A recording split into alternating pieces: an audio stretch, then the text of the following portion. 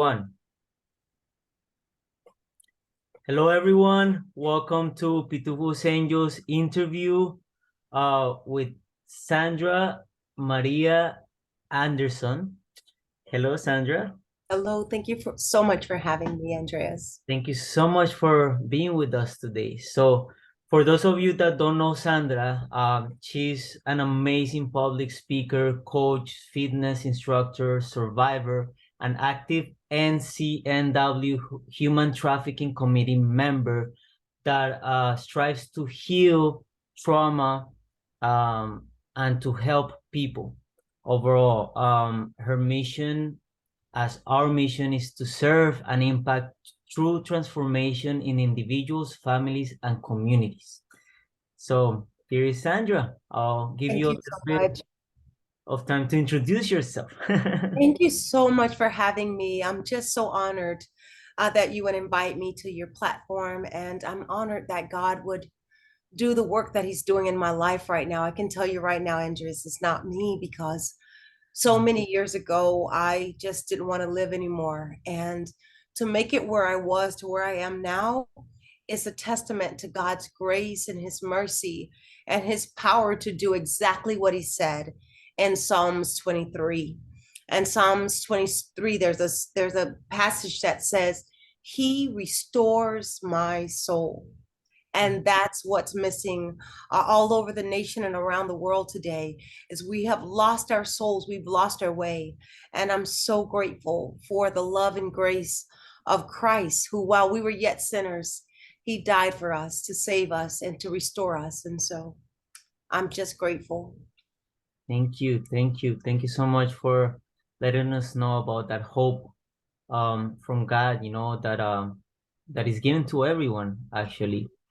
And just to say a little bit about myself, for those of you that don't know me, they call me Pitufo, which means Smurf in the soccer world. And I've been raising awareness of human trafficking since 2010 through my soccer team. And if you have seen this little Smurf, then you know who we are. And we have the red X because that's the international symbol for the fight against human trafficking. So my real name is Andres, and God put in my heart to raise awareness through experts and fighters. So that's exactly what I'm doing today with Sandra. And I'll be asking her a couple questions, but also she's going to be sharing her testimony on whatever she wants to share to help us raise awareness.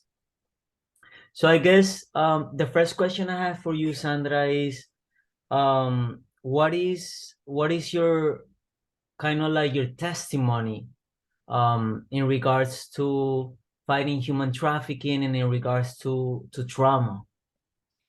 You know, human slavery is nothing new. So Solomon says there's nothing new under the sun. So let me just start off by saying that.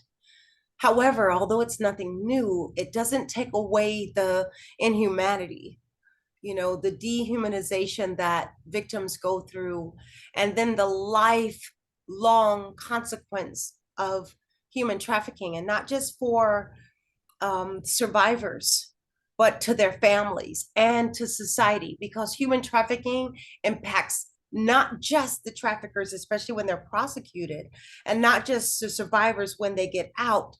It impacts our entire society because we're one. And I really believe that, Andres. We are one. We are engrafted in the human race. And I can't say, I'm an island because no man is an island. So when one of us hurts, all of us hurt. And when one rejoice, all rejoice. It should be that way. But when it's not, then we're out of alignment and we're out of order. And so in my trafficking experience, I didn't know it was trafficking. As an 11-year-old going through what I went through, we don't label it as human trafficking. We label it as something we cannot even articulate. It's confusing. It's traumatizing. It's scary. It's dehumanizing. But I didn't know until years later that being picked up by two African American men, being put on a circuit from Fort Lauderdale to Miami and then back again, and then you lose track of time, you lose track of an identity, because you could have sworn that you're human beings, and in your young mind, human beings are not treated like this, and so we don't call it trafficking as children. We call it um we call it insanity. And that's what I called it. And then when I was sold to Edward is a white man on Fort Lauderdale Beach. And when I was sold and I stayed there, you lose track of time. There is no calendars, there's no clocks. Everything stops, right? Everything either rewinds or fast forwards. And when it rewinds, you settle into depression. And when it fast forwards, you settle into this anxiety where you know that any moment the axe is going to fall and this is going to be it. So you're in this fight or flight mode where even after you're out of that trafficking address, and when the police got me out, I was going on 13 years old at the time and placed in DCF custody. DCF is the Department of Children and Families in Fort Lauderdale, and then shelter homes and foster homes. And you stop unpacking, because why unpack when you're just going to move again? And so that was my experience. And unfortunately, for so many children and women that are in trafficking and taken out of that, we need a second rescue. And until we get that second rescue, we're still in that victimized place, because we re-victimize. And neurologically and in our minds, like I said, the clock stops. So there's no moving forward. And so you stay wedged in between this place where you don't know how to go forward. And you're always fighting. You're always in a battle, even though now I'm in this room and now I'm around these strangers, because that's is what happened to me. I'm around strangers, Miss Polly, Miss Williams, and all these other foster homes and shelter homes I went to and through, and you lose track of your life. And so when the memories start coming up, you need something that's going to either help you process those memories or forget those memories. And because at that time there was no one, and I don't know whether we just didn't understand that's what was needed when someone comes out of a trafficking situation, that they need that second rescue. I call it the second rescue because that's what I started in my own practice since becoming Dr. Anderson. I learned that we need a second rescue. It's not enough to take children and women out from those sex buyers and from those pimps and from those traffickers. We need to restart and restore the healing process in the brain neurologically. And until that happened to me, Andreas, I re-victimize, because again, until we're helped to process those memories, what will happen oftentimes is we need to repress, because they're coming up, because we're human.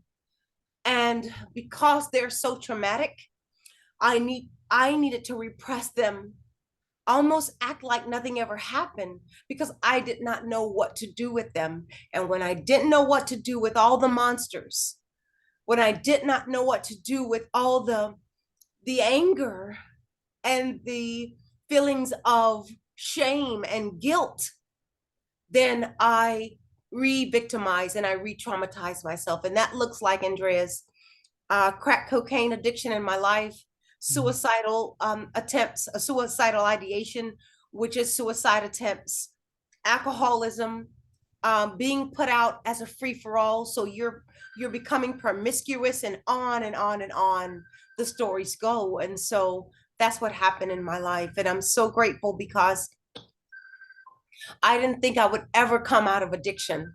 So you see, we come from this traumatic experience, and then we need something that's going to be strong enough to make us not feel it. You know, Dr. Bessel van der Kolk wrote an amazing book called The Body Keeps the Score. It's phenomenal. And it talks about vets, it talks about victims of rape, it talks about victims of trafficking, anyone that comes from something traumatic, how the body itself retains the memories of the trauma. But again, how do we process that? How do we name the trauma? How do I say this is post traumatic stress disorder? We don't do that Yeah. because we don't know that, Andreas. And Mhm. because I didn't, and I didn't know, I was trying to escape something that was in my very self, in my very person, in my very body. I couldn't escape because I couldn't escape me. And there's no escaping that, Andreas. You must process it and you must complete the grief of it. And then you have to understand that it wasn't your fault.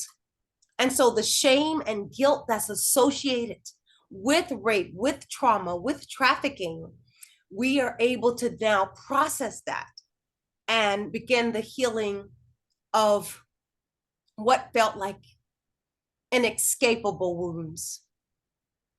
Wow, that's incredible. Thank you so much for sharing. I do see in the biography that you sent me that this kind of like abuse started early on at 7 years old.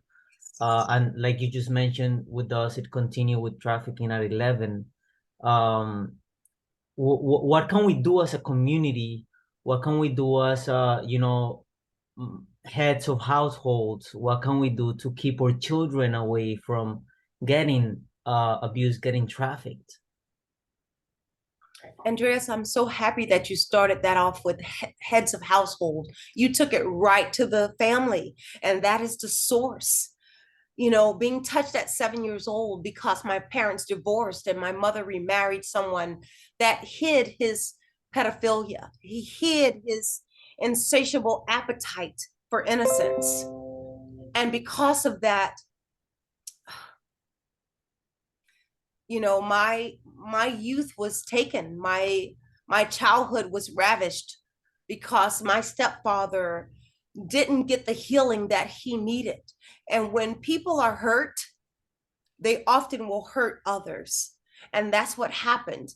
So when my stepfather began to groom me and touch me sexually at the age of 7 years old, I was so afraid because again, we can't make meaning of that.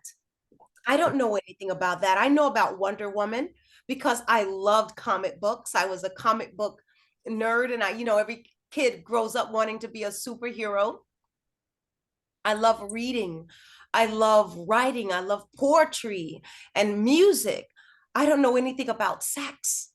And so to sexualize children, now it's becoming normalized in our society because of what's happening in our schools today.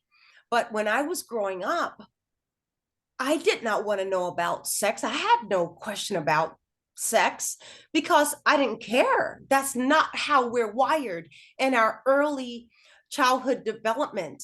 We're wired to be curious. We're wired for attachment with our caregivers. We're not wired to default to sexuality of I want to be a boy, I want to be a girl, I don't know what I want to be, I don't know my identity.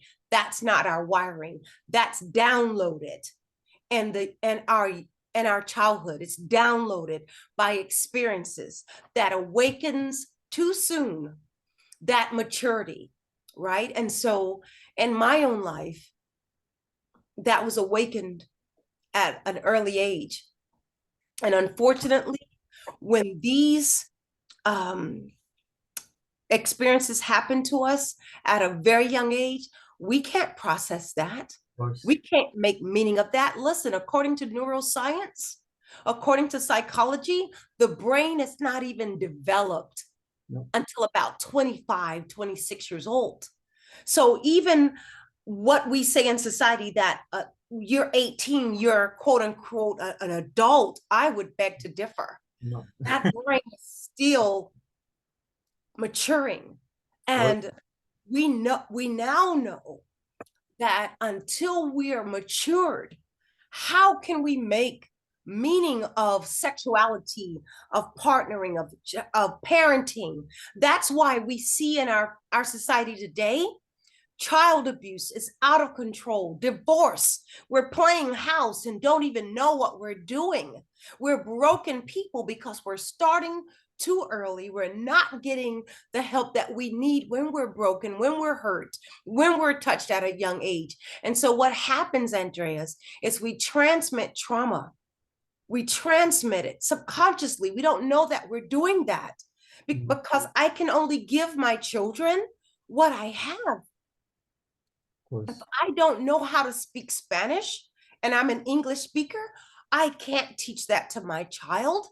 If I don't know how to speak wholeness and healing and nurturing and loving touches and relationship and protecting my children through the attachment bond that happens at the early age of 18 months old, if I don't know that, I'm going to transmit what I do know.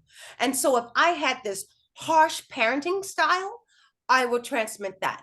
If I put my partners above my children because I have a codependent nature, or I don't have a sense of value in myself, so I need to partner with someone that may hurt my child, and I'm not protecting my children, then I'm going to transmit that. Or Andreas, I can learn. The same way I learned to speak a second language, yo practico español todos los días en mi casa, libro, la computadora, until I can learn that, I'm capable of learning that, then I'm capable of healing. I'm capable of learning how to be tender and loving with my children, even though I come from a family dynamic where I was parented harshly, where my parents was emotionally unavailable to me. I can start to restore that. I can start to learn how to love my children and parent my children beyond my own childhood wounds and trauma. That's the answer, Andreas. It starts with our family being willing to learn, being teachable, being open. I had to learn that beyond my own wounds and my own trauma. And that started when I came to terms of how broken I was, how damaged I was, and that there is something that's called neuroplasticity. All that means is that my brain can reorganize and rewire past my trauma, past my those maladaptive coping mechanisms that we often learn. Because how do I get past this? Right? How do I get past being touched and being traumatized, being raped, and feeling so dirty and damaged? How do I get past that? I can go to counseling, and I did. And I can learn that that anger and that reactiveness of not trusting men, because I started seeing men through the prism of my trafficking experience, I can learn how to trust again. I can learn that, for example, my trafficker had a mustache. So Edward, the man that I was sold to, he had a mustache. And I remember after the police got me out and I started trying to go back to school, I would quit school. I would run away. And I remember my teacher had a mustache.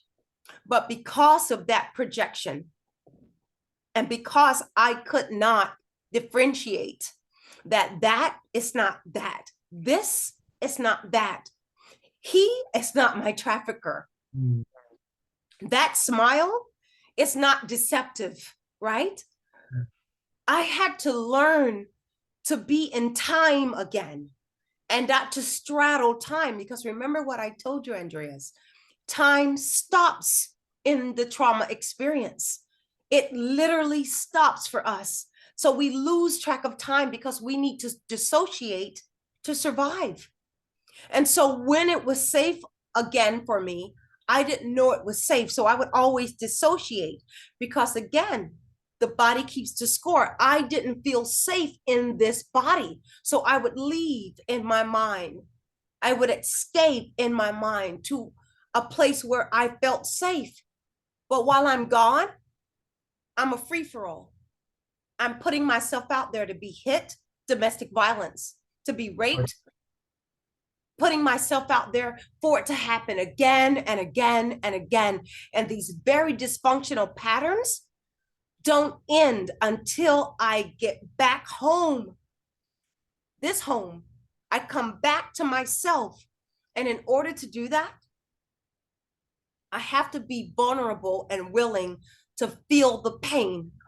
I have to do that. And that takes a lot of courage because I have to feel again. So everything that I repress, all those emotions come on me like waves, like a tsunami, and it can feel overwhelming. That's why we medicate, whether it's psychotropic medication or crack cocaine or meth or opiates, marijuana, you name it. You name it. Anything to keep me from feeling what I felt, what I repressed. You have to feel again. I think that's key. Feeling is extremely important, you know, and people tend to hide it with not only medication or drugs, but with experiences, you know, traveling so much or doing certain kinds of sports or playing certain kinds of video games, just anything that will occupy their mind so they don't have to feel, you know, so they don't have to share, so they don't have to cry, so they don't have to be angry all the time. So feeling Those is are definitely key. you hit it right on the spot, Andreas. It is STIRBs. These are called STIRBs, STERBS. STIRBs are short-term energy relieving behaviors. And these things can be shopping, gambling, eating, sex, exercise, gaming, drugs, on and on and on, just like you said. Wow. But how can I tell if it's just not an activity that I'm doing, a hobby, or if it's a STIRB? You will know the difference because you will do it in excess. People who are always in the gym and never can be vulnerable, never talk about the past, or don't even want to talk like we're talking right now, Andreas. You can tell the difference. And then you need to speak to a mental health professional that can help you get to the bottom of all of that trauma. You don't have to do it alone. That's wonderful. That's wonderful. And so I guess to tell the listener a little more about you, you you focus on restoring people. You know, you say this a lot, restart and restore. You believe that awareness is curative, as I do as well. And you have the Restart to Restore therapeutic mentoring program. Can you tell us a little bit more about this? Absolutely, Andreas. Thank you for asking that because restart means to do it again, to go back. What happens in the traumatic experience, especially if it's below the age of puberty, that's often under 12 years old. That's before we get the pubic hair, before the men get the beard, right? Before girls begin their cycles. This is the age of directives. The age of directives is, let's say, Andreas, how many children do you have? 3, And what's their ages? 6, 4, and 2. They're all at the age of directives. There's two stages, age of directives and age of decision. The age of directives says you have to be told, wash your hands, sweetie, get your jacket, it's cold outside. Oh, tie your shoe, don't fall, be careful, don't jump on the bed. These are directives. You're giving them direction because they need direction. This is parenting. They need it. But by the time they get to the age of decision, the parenting that you've already done for your 3 beautiful children, the job should be done. What do I mean by that? They should know to wash their hands before dinner. They should know to brush their teeth. They should know they have to take a bath. They should know to tie their shoes. They know it's cold outside. I'm going to get my jacket. They're at the age of decision. They don't need your wife putting out their clothes for them for school. They know what they want to wear, right? So now they're at the age of decision. There's something peculiar that happens at the age of directives. It's happening right now with your children. They are taking in what you give them because of the attachment. In order to have a secure attachment, they need to know that you and their mother are solid objects. That means no matter what they do, no matter what mess they can make a spill, they can break something, Mm. they can even misbehave because it's a part of being human, right? No one's perfect, but they know that they're going to always be loved by you. That's the attachment. And if they have a secure attachment, which often happens under the age of 3 years old, then they will go into the age of decision with a sense of agency, right? With a sense of efficacy, which just means they know they're capable of following their dreams and doing well in school and following whatever goals that they have and reaching those goals, right? But what happens when the parents fail to securely attach with those children? They're not there, or they're hot and they're cold. They Mm. don't have a secure attachment where they know no matter what, they're loved. So what happens when they get to the age of decision? They're still stuck straddling Mm. directives and decision. Does that make sense so far? Makes perfect sense. Yes. So now they don't know. Now I need someone else to co-regulate. When I started feeling those surges of testosterone that happens in the age of decision, if I didn't get what I needed in the age of directives, but now I have all this adrenaline, the young girls, they have all these emotions that happen when they start their menstrual cycles, and they have all this serotonin, norepinephrine, all the, we call them maturing hormones. Mm-hmm. They only come in the age of decision. They don't come at the age of directives. They're still children. Mm-hmm. So now I have all these hormones that's happening in me. I'm getting the hair in my under my arms. I'm getting the hair in my private. I'm getting the hair here. I'm becoming what's called mature, right? Psychologically mature, physiologically mature in my body. But again, if I didn't get what I needed because of a secure home base, a loving family structure, my mom is there. I need to cry because Susie is not talking to me in school, or Billy is bullying me. I have my father there loving me and walking me through that. You're emotionally available for me.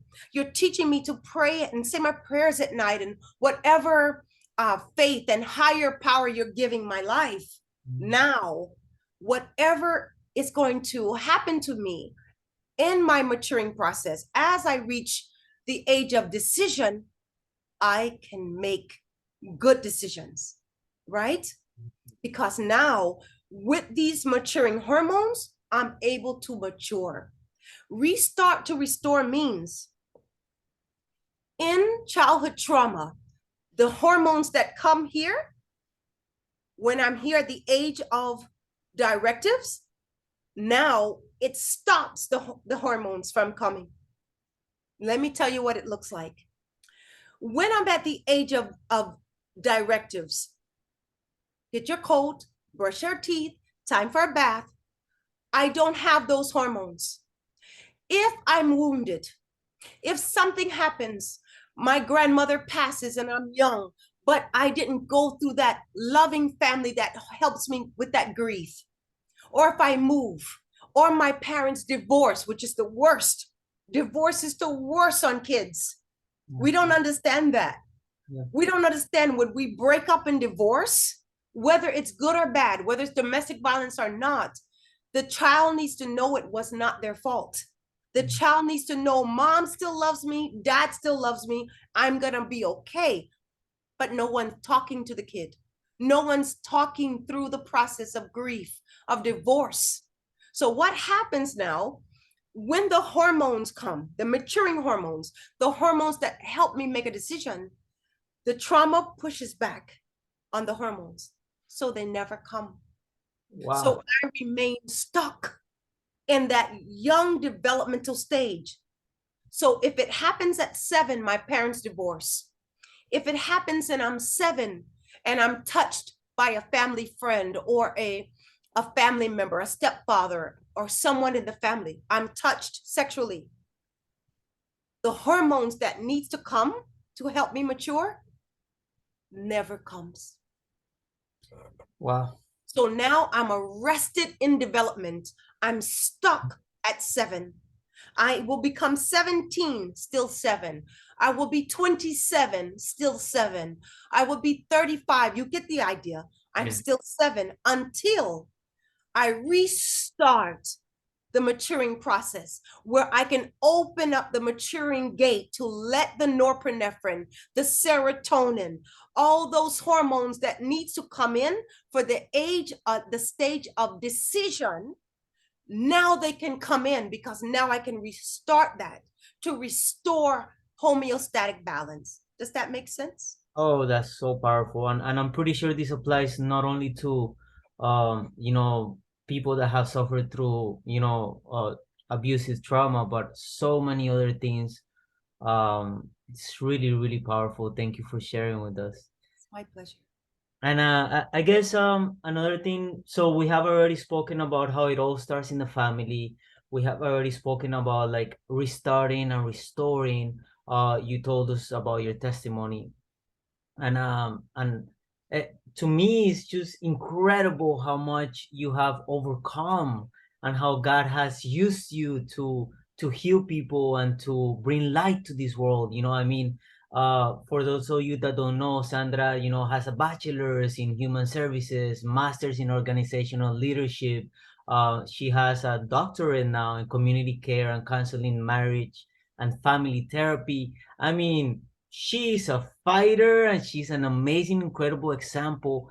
And she had to heal all that trauma, um, because she didn't have that parenting that she needed.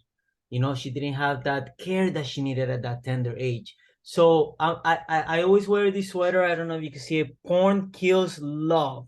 It does. And it's kind of like the culture that is created nowadays, that the culture is trying to corrupt the parents' mind, and it's trying to corrupt the society's mind. So like children are sexualized at a younger age than they used to be in the past. Yes. So we as parents and as adults need to fight that culture. We need to push back and to bring back the purity that is so that identifies children again, so they could be children. Yes.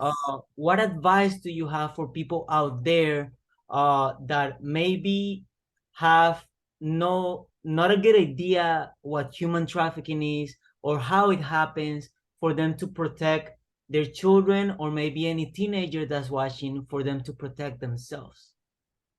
Absolutely, Andrea. So many people don't realize that human trafficking is happening right here in your neighborhood, on your street, in your country. We think it's something third world. We can't fathom that this is happening right here, right now. And that's what we have to understand. And until we can come to grips with that, we will always dissociate ourselves as if that's them. So there's nothing I need to do. But I'm telling you right now, pornography is integrated with human trafficking. Yep.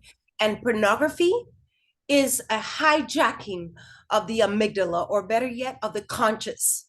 The amygdala is a gland in your brain, and it's the same thing that gets hijacked, if you will, by crack cocaine, by methamphetamine, by barbiturates, by marijuana, opiates, you name it, heroin, gaming, even a cell phone. These things have addictive properties that hijack the reward center of your brain. And until we understand that, our prisons will enlarge itself, because Hosea 4:6 says, my people perish from the lack of knowledge. We have to understand this is happening neurologically. People like R. Kelly, I'll use him for example, because this gentleman is facing a lifetime in prison. No one lives their life to go to prison. No one lives their life to be addicted, to be so in bondage. But that's what happens in our brain. What's the difference between someone who can live their life and grow old with their children, their grandkids around them, with their spouse holding their hand, and they're 80, 90, 100 years old, having a long life of just being blessed? That doesn't mean that they didn't have adversity, but they've made the right choices. And you make the right choices when you're in control to make the right choices. But there's so many people, Andreas, that think they're in control of their life, but they're not. Your shirt said porn kills love. Not only does it kill your love or your the capacity for you to love another person, but it kills the love that you're supposed to have for yourself. Amen. Amen. And until we understand this from a deep, deep spiritual, metaphysical, and psychological point of view, then we will continue to perish because of lack of knowledge. And again, it is happening at a younger and younger age, because what happens is when your amygdala, again, the amygdala is just a small gland in the brain. But how many of you know, if you are the captain of a ship, say the Titanic, it's a small rudder, a very small rudder that tells which direction that ship goes into. And we have this massive ship, but it's just small little rudder that shows which way it goes. And that's what the amygdala is in the brain. It's amazing how these small things can determine where our life will be. Back to what I was saying about R. Kelly. You have 6, 8 inches in your body, your lower body below your waist. You have that. And unless you're able to control that small part of your body, it will destroy the entire body. And that's why the Bible says, Andreas, it's better that one part of you gets cut off or destroyed instead of the whole of you being cast into hell. Well, Sandra, we have 1 minute left over. So I want to thank you again so much for taking the time to educate us, to share your testimony. I thank God for having you here with us, overcome all this horrible trauma from the past, to bring light to others, to give us hope, and to continue trafficking slavery so that we may be the generation that ends it.